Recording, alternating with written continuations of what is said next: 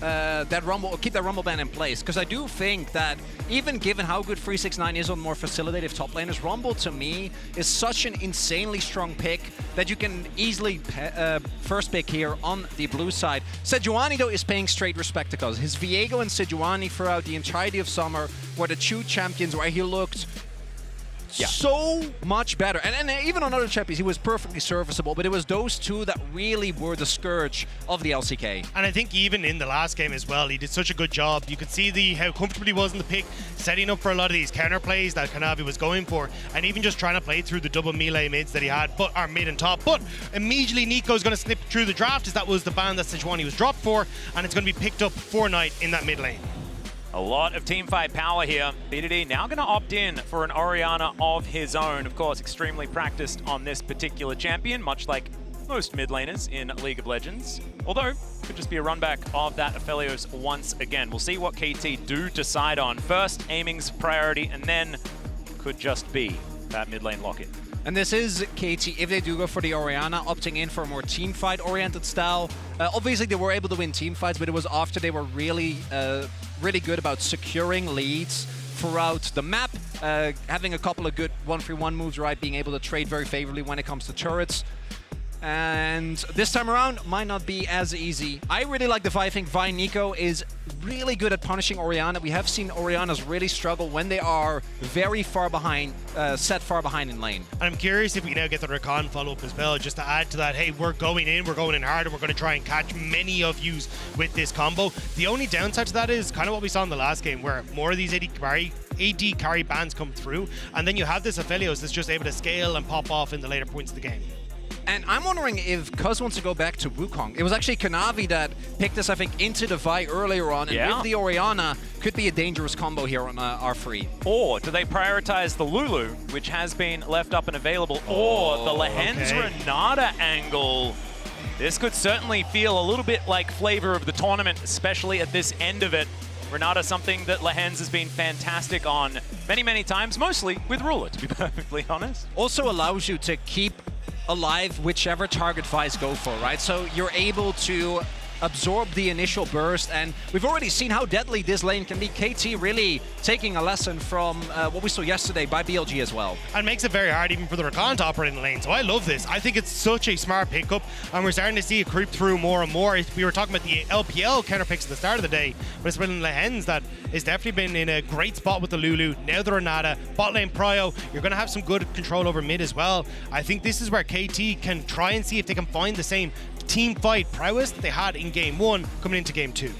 Well, Kai'Sa and Zeri both taken away. Ruler going to have to go to something different here as we move to his pick in this draft. Poppy taken away from Cuz certainly could provide a lot of value, as there goes the Rel that Kanavi piloted in the last game.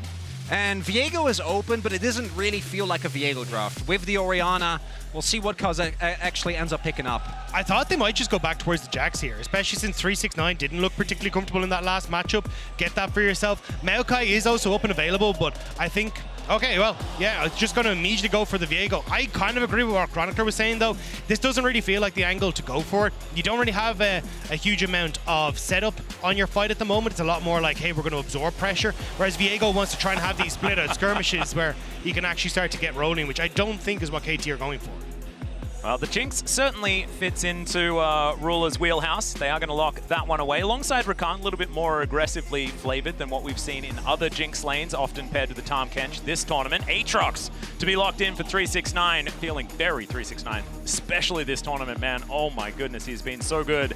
KT, what is going to be this R5 for Keen? We haven't actually seen the Cassante really be contested, and I feel like the Aatrox coming up has been such a big part of that because it's such a good matchup into it.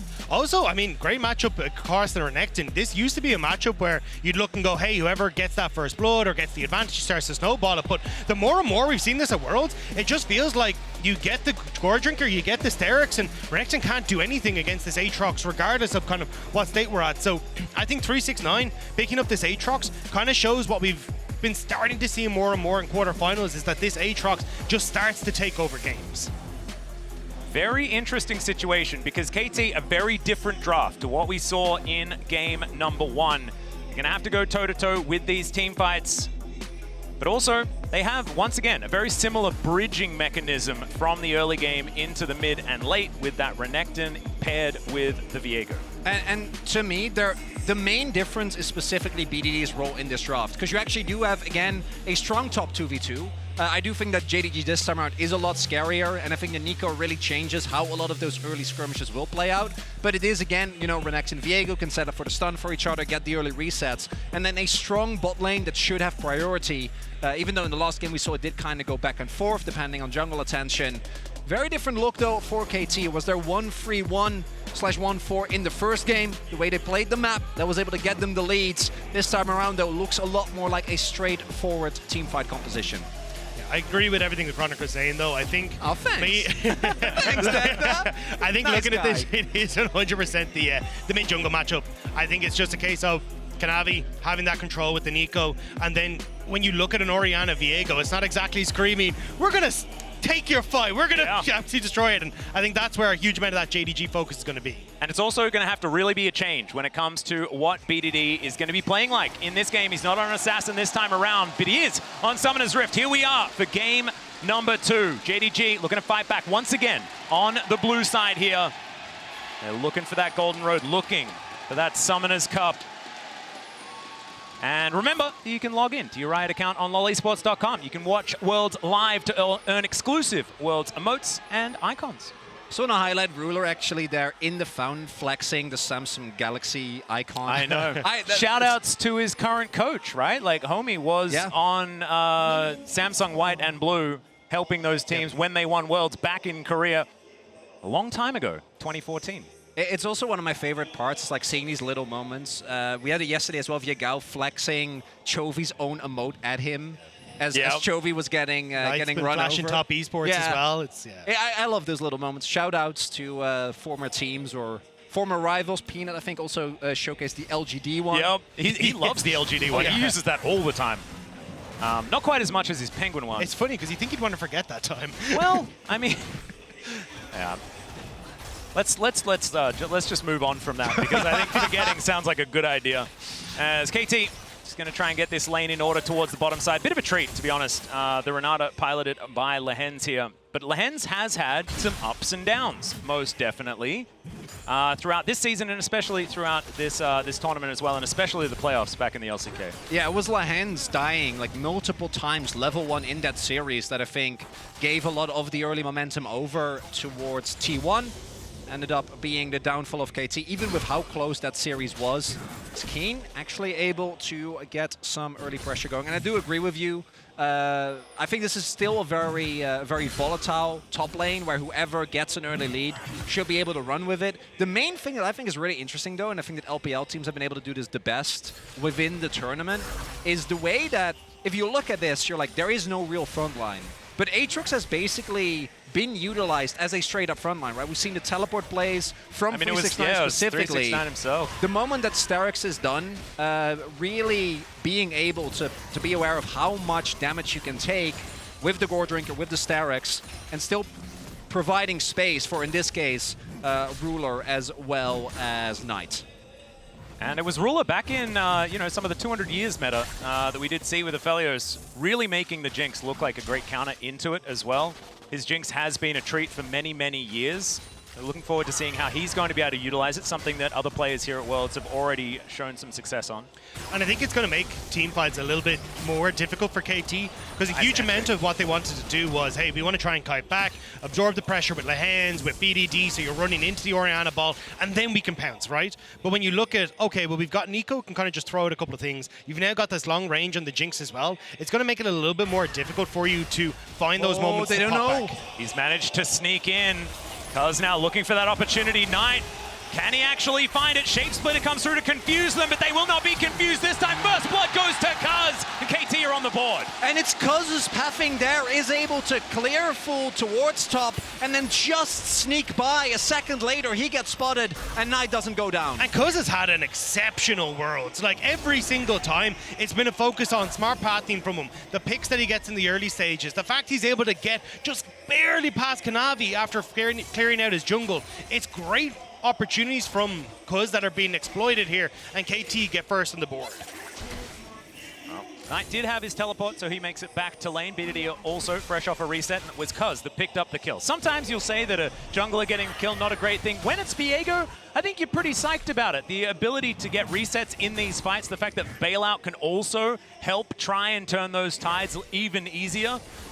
Looking forward to seeing what Cuz can make of this slight advantage. It's also just trying to get into that mid lane before JDG do, right? Because you can see here, Cuz he's cleared out his entire jungle and wraps back around to this bottom side to sneak in just ahead of the vision. Man. It's so well played. And here you can see BDD struggling against Knight. Knight using the range read really well, getting those tangle barbs, but with the flash here from Cuz, they're able to secure that kill and strike first in a lane that JDG want to be playing around, and getting that early success for BDD means he can get the no magic mantle on reset. Yeah, because particularly in the early game, Nico is so oppressive to play into with the constant poke from your Q with Airy, and it's there where you really want to try and maintain as big of a lead on the Orianna, because BDD, he just wants to get through lane, right? The moment you get out of laning phase, even though I don't think there's an amazing ball delivery system on his team, no, Renekton will do in a pinch. But as soon as you are able to get through that laning phase, particularly against the Vi and Nico, you're going to be feeling pretty decent. We'll see though, because I do think that at 6 there'll be another opportunity for Kanavi and Knight as this trade being started up. They're fighting super hard for bot lane prio. I think Cuz wants to try and commit to this. Kanavi has to hop out of the pick because you can see with the Infernum on bot side, they can't really go for Dragon. So Cuz now going to find Knight, but just able to back away. Yeah, Blooming Burst will connect, but doesn't get the snare. And KT, the Dragon, very angry, has actually given a lot of attention to a lot of different players as they've traipsed up this river. He's going to go back to the pit now and is going to calm down. Ruler moving forward, looking for a bit of that splash damage. Should be able to find it there, aiming just playing respectfully here on this bottom side, as once again, Kanavi going to start up this Drake, is missing. Just handshook all over the place. Oh, this time around though, I don't think KT can contest. Knight actually getting the prio. Early Drake might be going over. KT, they are still moving up though.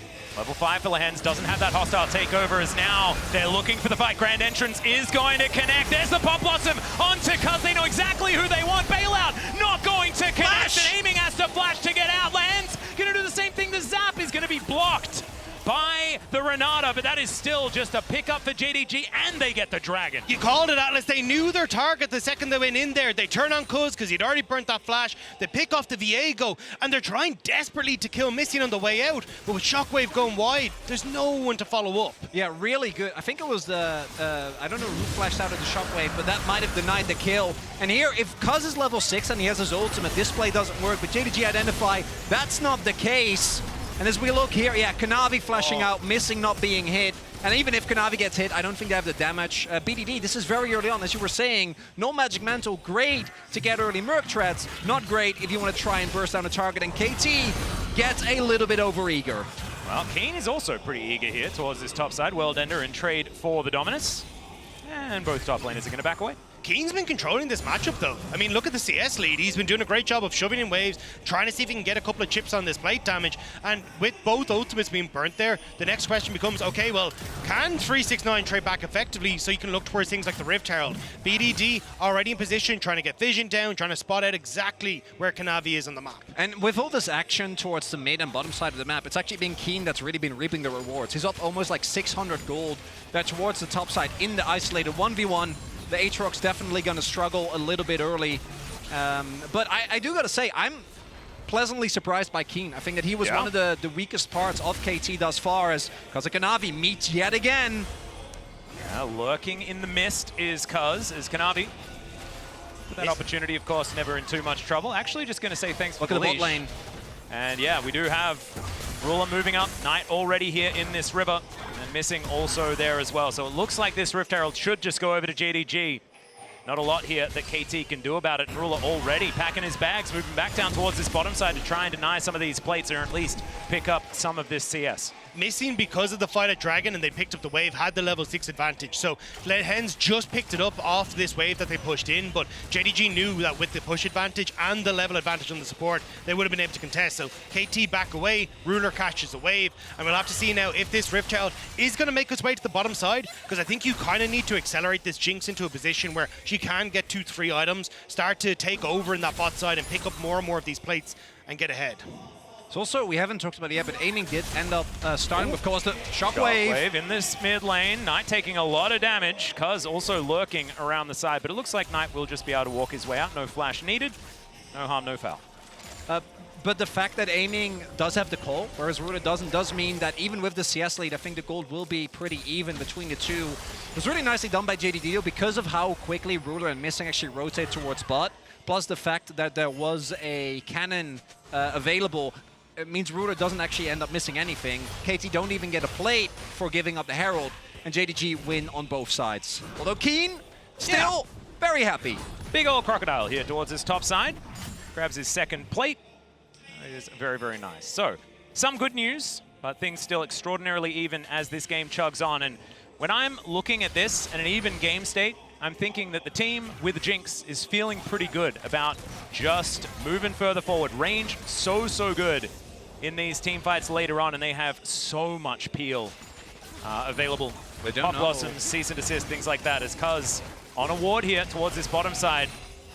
JDG just wasting a lot of his time here. Kanavi moving in as well. Knight's on the way. Yeah, there is the handshake, but it doesn't actually stop it. Teleports to come in. Lehans is trying to bail himself out, but it does not work. And now Knight's looking for the opportunity. Cease and desist onto BDD, and he gets picked up by the Pop Blossom. Has to flash. Moonlight Vigil is going to miss! And Aiming cannot find it. BDD is now running for the hills. He needs a dissonance if he wants to get out of this one. Dodges the zap, and that should be enough. It's a disaster for KT. In game one, they managed to turn around the bot lane play, but JDG were ready this time. Knight has first move. They collapse onto bot, and that's a bunch of gold that's gone into the hands of the LPL #1 seed. And really big there is that, BDD. Whoa. The snare is not going to land. BDD's going to have to continue his work. Double Shockwave does come in. Dissonance damage is decent as well, but he still has to get out. Yeah, BDD, even though he's able to get out of there, as the traps will keep Ruler safe. Teleporting into the middle of that if you're a Kali, great. Yeah. Definitely gonna work out. But you see here, as Orianna, it just doesn't have the same early impact as 369. Feeling confident here, is not doing too hot when it comes to the items, but maybe hoping Keen overinvest, still gonna catch the wave. These early skirmishes though going the way of JDG is a really big difference from the previous games. Kanavi standing here, watching KT start this up, trying to equalize the Dragon score. Should mean with the man advantage that KT have. Oh, never mind. Missing is still just diving into the back of this pit. Ballbreaker is being charged. There it is. Oh, the secure does come through from Lehans. Missing, not going to quite find the engage he was looking for, though. Cuz going very, very low. It's a Hex Soul. This is going to be a big one, but the fight is still going. Keen turns up. Missing's trying to get out with the grand entrance. Keen, can he find an angle? The answer is no! And Missing just traipses his way out of that one. And the entire time, 369 is pushing the top side. He's going to be able to get some of the plates that are on this top end tower and even up that matchup. Dragon goes the way of KT, but they just couldn't quite get the kill on Missing. Yeah, I don't know if that's the investment, really if worth the investment, right? You spend the teleport, spend the flash on Renekton, which we know is a really big cooldown as BDD. Kanavi trying to get on top of him, but not gonna catch him, the speed up enough to get him out. But it will still be a win for JDG, right? They still zone away the Orianna.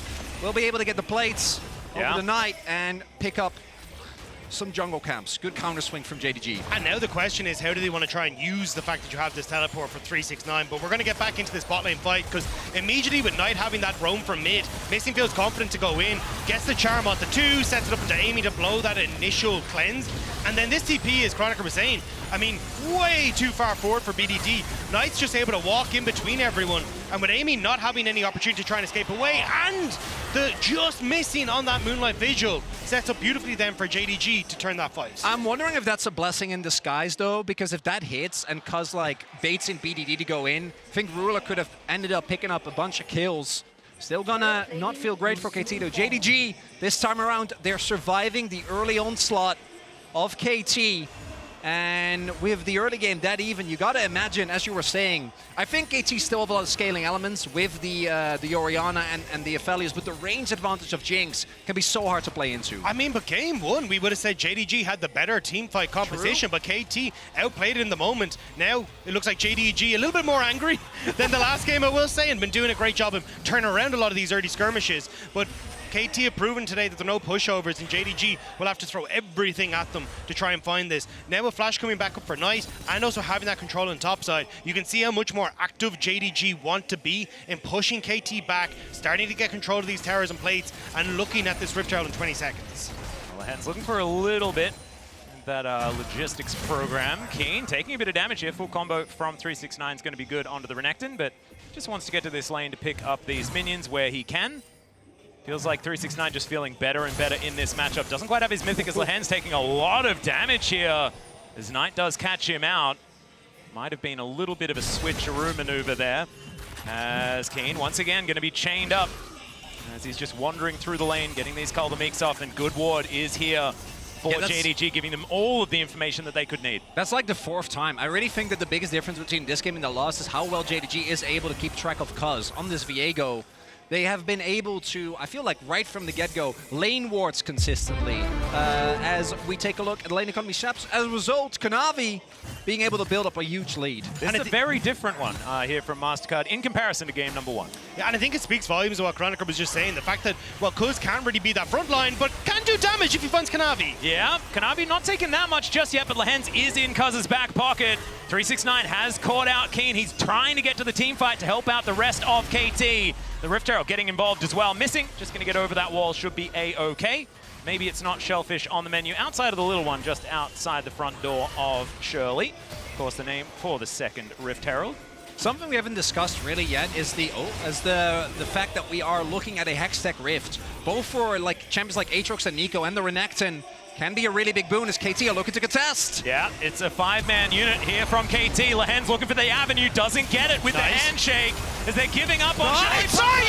Finds 4 into the back line and now missing. He's going to layer that CC, aiming lands some damage, but it's not going to save this massacre from JDG. PDD's going to flash, but 369 is still looking for more, and JDG win another team fight. Knight says, PDD, you had your moment in the last game. Might have a bit of a moment now as Kanavi. Yeah, Kanavi going to go back in. No way! No way! Of course he's flashing in. That used to be the ruler position. This time he's taking names. And it's JDG taking down KT. They get the Rift Herald. They get the fight. They get the mid lane tower. JDG have come alive in game 2. And it's Knight that sets up the play, but it's Ruler that's the one getting all the rewards. A 4-man knock-up. And from that point on, missing with the follow-up, ensuring the health bars are already so low. Lahen's has to bail out himself. That's when you know a fight is a bust. And this is the thing, JDG had already cleared out all the vision behind them. They'd moved in to KT's red buff to contest it, so there's no vision to spot out Knight as he came in. He even teleported to the minion wave, not the mid-wave terror to finish that one off, so he can get that swing in. And then just the end, I mean, KT, they tried to get something back, but they just couldn't do it. And you can see JDG, they are not ready to fully celebrate just yet. They're not standing up, they're not moving further forward. It was a solid half squat though. It certainly was. Exactly the right level of celebration. I think so, especially for a best of 5, especially when the stakes are this high. Trying to pave that golden road. They're gonna have to win 3 of them out of the 5 potential. As Cuz gonna give up this streak, the first Hextech gonna go over to JDG here. Kanavi getting some free time with it. And something we haven't really discussed yet, but I do think we're starting to see some of the issues with the KT composition is that there is no hard engage. Like, actually reliably picking someone up becomes really hard, and with compositions like this that are really good at absorbing an initial blow, but have a really tough time outside of picking people to start fights, JDG has really been able, I think, to navigate around it. There's been so many occasions already where you see, like, Keen on his little crocodile legs running after someone's like, I'm gonna start the fight, guys, I'm doing my best, but as long as JDG respects the very limited engage range, it's hard for KT to force fights on their own terms. Especially now that this is JDG's comfort zone. Yeah. Mid lane towers down, right, we know how to play this out, lads. Push in mid, set up your vision on whatever side of the map you want to start taking these towers. We got Knight on bot side, fantastic, let's play towards him. Now we rinse and repeat, reset, push mid, go top side for that last tower. You'll see 369 going to collect this top wave and probably immediately reset himself to then go to that bot side. 369 and JDG are so good at playing out these states of the map that it's going to be tough for KT to find those moments to answer back. Feels like going through the motions here for JDG. That last team fight certainly could be a big turning point, that big moment where now the gears just lock into place. KT they're pretty good at ruining gears. You know, this is a team epitomized by a roller coaster. So we'll see what they're going to be able to do to it. As Kanavi not going to find the Vault Breaker, but Keen going to have to slice his way out. Grand Entrance not going to find the target, missing. Still, he can lurk around, he can zone them away, and they're still going to grab the turret. Yeah, it's a flash invested, but they do get a turret because of the fact that the rest of KT needs to respect, so I think you'll take that. Unlocking Hex nonetheless. Flash. I like it. Yeah, good point. Got to make sure you get that value.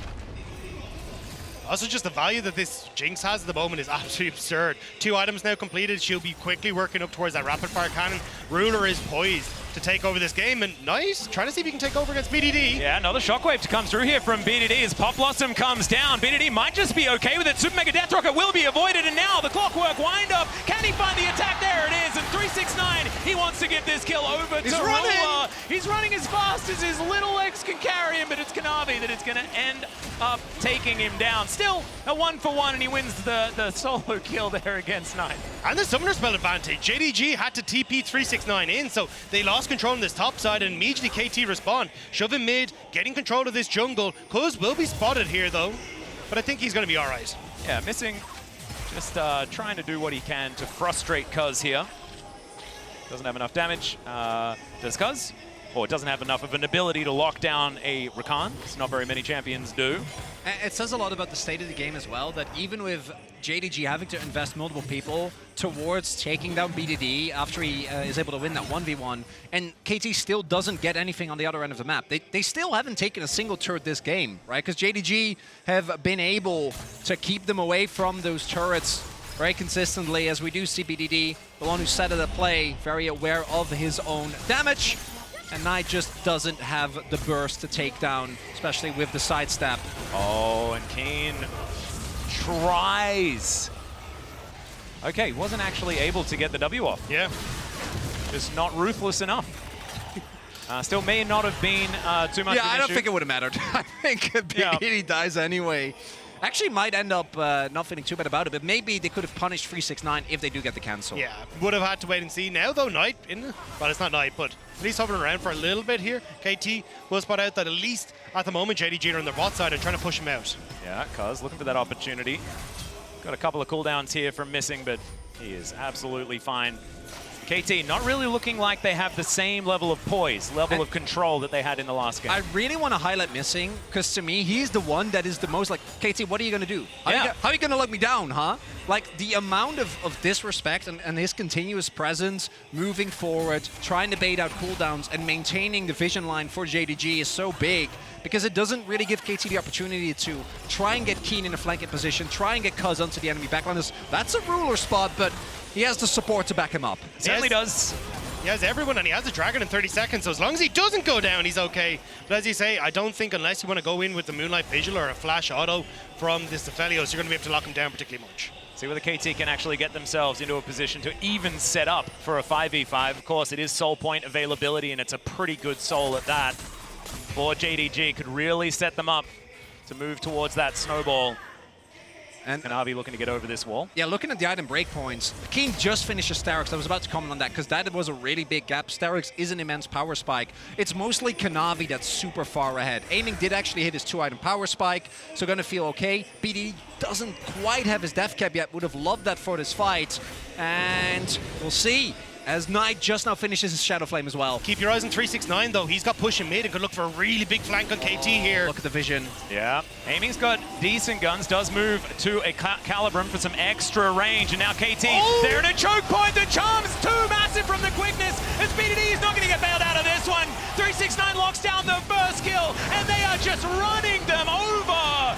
Keen is trying to be a blender, but he's just getting blended. Kuz gets out of there, but that is 4 for JDG, and they look unstoppable. It is a three-pronged approach from JDG. 369 from one side, Knight teleporting from the other, and KT try to contest this dragon. It's going to cost them everyone but Kuz and a Baron as well. They don't even care about the dragon. They know that JDG can immediately turn over towards this Baron. It's such a massive fight from JDG. It's the second time now where KT They try to get that position, but with having control of the map for JDG, the TP's coming in. I mean, watch this, 369 coming in over the wall. You get the TP to that bot side as well. The lack of control of the wards means KT are the lanes means that KT are way overextended, and Knight is happy to sit in your escape route and cut you off every single time. And it's the fact that BDD is immediately taken down, right? He's ticking, but not able to actually output any damage, not able to hit a big shockwave. And because of the triple angle that was found there by JDG, there's literally nowhere to go for KT. If you try to go up, you run into 369, missing is forcing you to respond, and then Knight's coming from the other end. The Red Bull Baron power play for JDG, generally, they only need one of these. And this is what we expected to see from JDG coming into the series today. Having control over the lanes, playing around this 6-1 and 6 Kanavi on the Vi, setting up for these big team fights and playing the map out well. And now with the control that they have, this is where JDG shine. Push multiple waves, slowly but surely pick yourself apart. And KT are trying their damnedest to get resources onto Amian as he's going to clear out this top wave tower. But it means that you're going to lose almost everything here on the bottom half of the map. Yeah, they are just going to be able to take down this inner turret. Inner in the mid lane also falling as aiming versus 369. Don't like your chances aiming, and he's just going to be put in the Doesn't ground. even flash. He's like, nope. Yeah, no, I think he knew it. As these inhibitor turrets are going to follow suit. Keen looking for some sort of opportunity to keep himself alive, but he's just getting torn apart. Kanavi, once again, just queuing forward. He is not afraid of anything. Shockwave going to be avoided. Pop Blossom onto 3. And I think this one's done and dusted. An instant triple kill here for Ruler, and he will still keep himself alive. These inhibitors go down. They've got powered up minions. And I think in 26 minutes, JDG will fight back, and they'll fight back hard. It's a best of 3, boys. What a performance from JDG in game number 2. Playing off of lane states well, playing the map well, finding the success in the team fights. And KT, anytime they even sideways looked at JDG, we're getting slapped across the face. And it's a couple of early skirmishes that they're able to set to their hand, right? I'm looking at that bot lane fight. KT really opting into that, even with the Orianna not really being as strong. And JDG, this is what we were saying coming into the series, like, you can't afford a mistake. KT made a couple of early mistakes, and from that point on, it felt like they didn't get to play the game because JDG kept such a tight grip on the game. It was incredible work, and now it is time for us to throw it over to the post-match to break down the JDG victory. And breaking it down, we will, after KT started off phenomenally in game 1. It was JDG that struck back